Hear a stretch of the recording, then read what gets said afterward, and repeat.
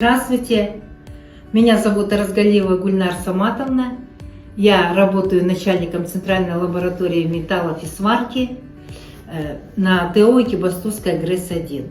В 1983 году я по распределению, как молодой специалист, пришла на в то время строящуюся Экибастузскую ГРЭС-1 в качестве машиниста-обходчика турбинного оборудования. В 1997 году я приступаю к работе инженера по котлонадзору, а в 2011 году получаю назначение в качестве начальника Центральной лаборатории металлов и сварки ЦЛМС. Сегодня в ЦЛМС трудится 13 человек: дефектоскописты, мастера по сварке и дефектоскопии, инженера по металловедению и опорно-подвесной системе. Ребята все молодые и, как присущие молодости, с большими планами на жизнь.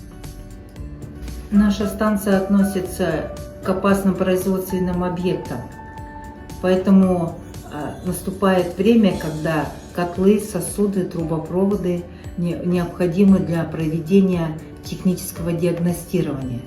Техническое диагностирование подразумевает собой выполнение определенного контроля металла с целью выяснения сроков дальнейшей эксплуатации. Одной из основных функций лаборатории металлов – это выполнение входного контроля. При выполнении входного контроля выполняется химический анализ материала. Химический анализ материала выполняется спектрометром СПАС. Раньше мы делали живой химический анализ, сейчас идем много со временем. Станция приобрела очень хороший высокоточный прибор на базе ИВМ, то есть он подключенный с компьютером. Только сейчас, оглядываясь назад, я осознаю, что прошло 42 года, как я пришла на станцию. Мне кажется, как будто это было вчера. Можно ли сожалеть, что я всю жизнь отдала этой станции? Конечно, нет. Быть причастной к гиганту энергетики, работать здесь – это большая честь. В повседневной жизни я стала уже бабушкой двух замечательных внуков и лапочки-внучки.